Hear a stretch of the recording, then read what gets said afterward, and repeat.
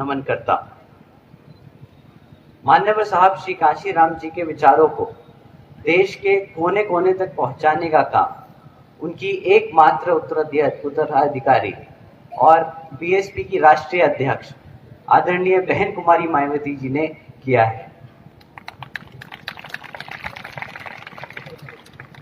उत्तर प्रदेश की 4 बार मुख्यमंत्री, लोकसभा व राज्यसभा की कई बार सदस्य रही आदरणीय बहन कुमारी मायावती जी ने बाबा साहब डॉक्टर भीमराव अंबेडकर जी और मान्यवर साहब श्री कांशीराम जी के मिशन के लिए अपना पूरा जीवन समर्पित कर दिया और मुझे गर्व है कि मुझे ऐसे महान नेता के नेतृत्व में काम करने का मौका मिला है।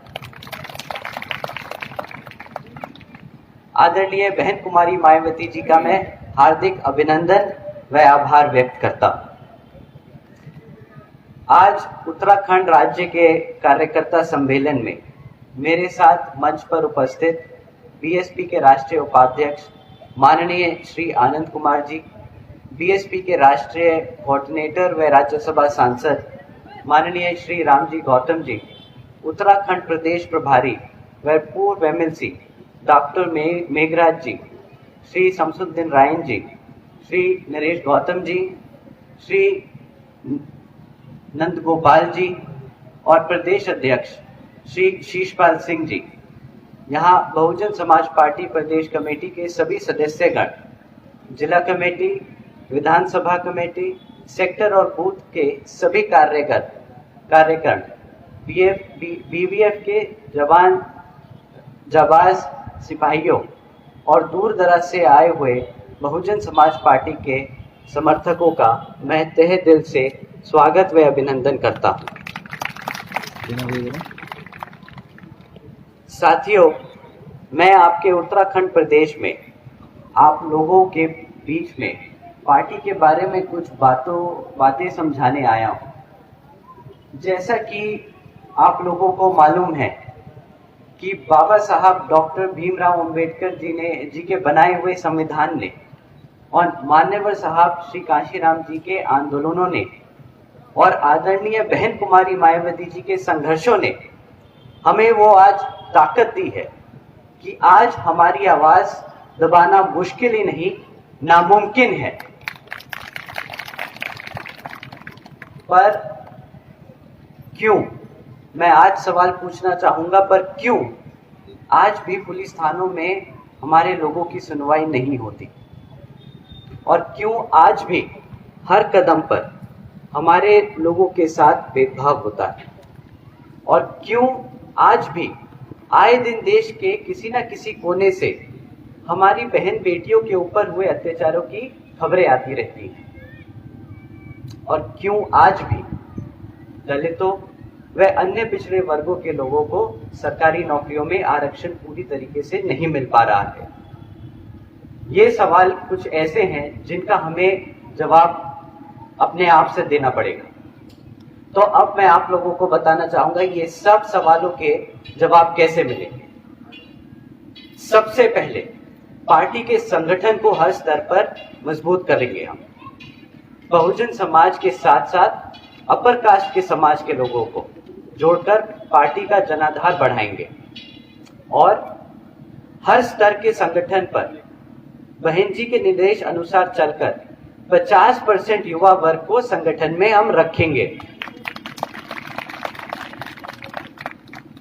संगठन में युवा वर्ग को जैसे ही जगह मिलती है, मेरा सभी युवा वर्गों से खास अनुरोध है कि युवा वर्ग से खास अनुरोध है कि पार्टी में जुड़कर अपने महापुरुषों के इस आंदोलन को आगे बढ़ाकर महापुरुषों के सपनों को पूरा कर देश के लाखों करोड़ों दलितों, पिछड़ों और अन्य उपेक्षित समाज के लोगों को मान सम्मान दिलाने का काम करें।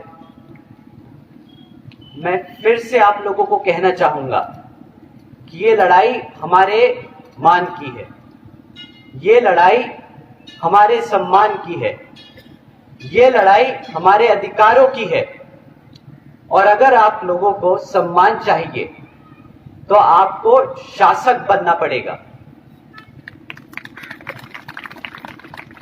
क्योंकि शासन से अधिकार मिलेगा और आपको अधिकारों से सम्मान मिलेगा। परम पूज्य बाबा साहब डॉक्टर भीमराव अंबेडकर जी ने एक सपना देखा था और उसे मिशन में किसने बदला? वह आपके और हमारे माननीय साहब श्री काशीराम जी और हमारी आदरणीय बहन कुमारी मायावती जी ने उत्तर प्रदेश में 4 बार के शासनकाल में शासन, प्रशासन व अनुशासन से उन्होंने ये साबित कर दिखाया कि सामाजिक बदलाव तभी आएगा जब सत्ता की चाबी खुद अपने हाथों में होगी। मैं बहन जी का, मैं क्या, हम सब बहन जी का जितना भी शुक्रिया अदा करें उतना ही कम है। आज मेरे जैसे न जाने कितने नौजवान साथी अपने पैरों पर सम्मान के साथ खड़े हैं, क्योंकि हमें यकीन था, हमारे युवा वर्गों को यकीन था कि हमसे पहले हमारी बहन जी किसी भी अन्याय के खिलाफ हमसे पहले वो खुद खड़ी है। विरोधी पार्टियां बहन जी से डरती हैं। क्या आप ये बात मानते हैं? मैं वहां पीछे खड़े होके बहन जी के ये चीज देख सकता हूं कि विरोधी पार्टियां डरती हैं बहन जी की सोच से, बहन जी की ताकत से, बहन जी के शासन करने के तरीके से विरोधी पार्टियां डरती हैं, क्योंकि बहन जी नई टेक्नोलॉजी की बात करती हैं। बहन जी हमारी बहनों की शिक्षा और सुरक्षा की बात करती हैं। बहन जी नौजवानों के रोजगार की बात करती हैं, हमारे सब समाज के विकास और सम्मान की बात करती हैं। और इसलिए साथियों, इसीलिए बहन जी को सत्ता से दूर कर दिया गया।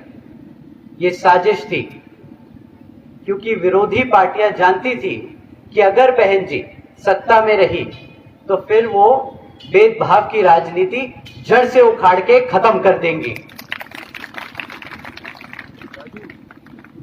बहन जी ने हम सबको कई बार समझाया है कि हमारे समाज को बहरूपियों से सचेत रहना बहुत जरूरी है। कई पार्टियां खुद को दलितों, पिछड़ों और माइनॉरिटीज का भला करने वाली बताती हैं, और इसलिए हमें उनको पहचानना और उनसे सावधान रहना बहुत जरूरी है। बाबा साहब डॉक्टर भीमराव अंबेडकर जी के विचारों और माननीय साहब श्री काशीराम जी की मिशन की एकमात्र उत्तराधिकारी और सर्व समाज को साथ लेकर चलने वाली अगर कोई है तो वो सिर्फ और सिर्फ हमारी आदरणीय बहन कुमारी मायावती जी ही हैं। साथियों, 26 नवंबर को लखनऊ में अभी संविधान दिवस के मौके पर बीएसपी की राष्ट्रीय अध्यक्ष आदरणीय बहन कुमारी मायावती जी ने अपनी प्रेस कॉन्फ्रेंस में कहा था, बड़ी गंभीर चिंता जताते हुए उन्होंने ये हम सबको बताया कि आज भी हमारे समाज को संवैधानिक हक नहीं मिल रहा है। SC/ST वर्गों के लिए बनाए हुए कोटा की सरकारी नौकरियों को जानबूझकर नहीं भरा जा रहा है, और निजी क्षेत्र में आरक्षण को तो आज की केंद्र और तमाम राज्य सरकारें, जिसमें आपका उत्तराखंड भी है, वो पूरी तरीके से भूल चुकी है। मैं आपको याद दिला देना चाहता हूं कि सरकारी नौकरियों में आरक्षण देकर वो हम पर कोई एहसान नहीं करेंगे, बल्कि सैकड़ों वर्षों से जिस तरह से हमारे समाज को कुचला गया है, आज वो सिर्फ और सिर्फ उसका हक अदा करेंगे। और मैं आपको बता देना चाहता हूं कि आजादी मिलने के बाद सरकारी नौकरियों में हमारी भागीदारी सिर्फ 5% थी। आरक्षण के बावजूद भी आज देश की 40 वाले तो 40%, 40 सेंट्रल यूनिवर्सिटी में सिर्फ 5% प्रोफेसर हैं जो पिछड़े वर्ग से आते हैं। तो हमें आरक्षण का अभी पूरी तरीके से फायदा नहीं मिल पा रहा है। आरक्षण का हक हमारे समाज के आखिरी व्यक्ति तक पहुंचे, इसके लिए जरूरी है कि आप लोगों को अपनी राजनीतिक पार्टी यानी कि आपकी अपनी बहुजन समाज पार्टी को हर स्तर पर मजबूत करना होगा। साथियों, आपको हर वर्ग के लोगों को ये याद दिलाना है कि सिर्फ बहुजन समाज पार्टी ही वो एक सामाजिक पार्टी है जो हर समाज के हर वर्ग को साथ लेकर चलती है। सत्ता में आने के बाद भी हम ना किसी का हक मारते हैं और ना ही किसी का हक मारने देते हैं। आपको याद दिलाना चाहूंगा कि अपने कार्यकाल के दौरान देश की आयरन लेडी बहन कुमारी मायावती जी ने पुलिस बल में एक साथ 2 लाख से ज्यादा अधिक भर्तियां की। इसके अलावा 90,000 शिक्षकों को नौकरियां दी और इसमें किसी भी तरह का कोई भेदभाव नहीं किया गया, बल्कि हर समाज के हर वर्ग के लोगों को बराबरी का मौका दिया गया। अपने शासनकाल में आदरणीय बहन कुमारी मायावती जी ने किसानों की भी तरक्की के लिए हर संभव प्रयास किया, जैसा कि गन्ना समर्थन मूल्य में अभूतपूर्व वृद्धि की, मिल्क प्रोडक्शन में यूपी को देश में नंबर 1 पे लेके आई, किसानों के पिछले शासनकाल के बनाए गन्ने मूल्य सहित 42,700 बोले तो 42,700 करोड़ रुपए का रिकॉर्ड भुगतान किया। इससे यूपी के किसानों की आय उस दौरान दुगनी हो गई। इसके साथ साथ कृषि भूमि आवंटन योजना के तहत कई लाखों गरीबों व भूमिहीन परिवारों को भूमालिक बनाया गया। आदरणीय बहन जी ने समाज के हर तबके के लिए काम किया है। आदरणीय बहन जी का शासन हमेशा से बहुजन समाज पार्टी की सर्जन हिताय व सर्जन सुखाय नीति के हिसाब से ही चला। कभी किसी के साथ कोई भेदभाव नहीं हुआ। सर्जन हिताय की नीति के तहत ही आदरणीय बहन कुमारी मायावती जी ने 2007 से 2012 तक के अपने कार्यकाल में सम्मान श्रेणी के सरकारी भर्ती पर लगी रोकों को भी हटाया। यही नहीं, उनमें सब समाज में से खासकर अपर कास्ट युवाओं व डॉक्टरों, इंजीनियरों आदि को सरकारी नौकरियां भी दी। साथ ही विभिन्न विभागों में पहले से जो खाली पड़ी सरकारी पद थे, उनको भी विशेष अभियान चलाकर भरा गया और लोगों को सरकारी नौकरी दी गई। सर समाज के तमाम छात्रों को प्रशासन व डॉक्टरी, इंजीनियरिंग और मैनेजमेंट आदि के उच्च प्रोफेशन में पूरी भागीदारी तय करने के लिए खास तौर से लखनऊ में छत्रपति शाहू जी महाराज प्रशिक्षण केंद्र की स्थापना भी की गई।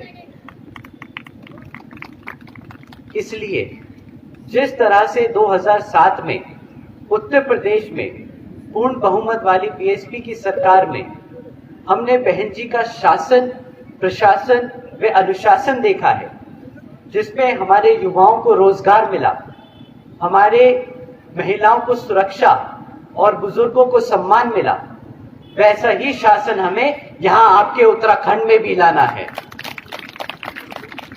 अब मैं अपनी बात यहीं समाप्त करते हुए यहाँ पे आए सभी सदस्यगण को और कार्यकर्ताओं को बहुत बहुत शुक्रिया अदा करना चाहता हूँ। जय भीम, जय भारत। पहुंचाने के लिए हमारे YouTube चैनल को सब्सक्राइब करें, लाइक करें, कमेंट करें, शेयर करें और बेल आइकन की घंटी दबाना ना भूलें।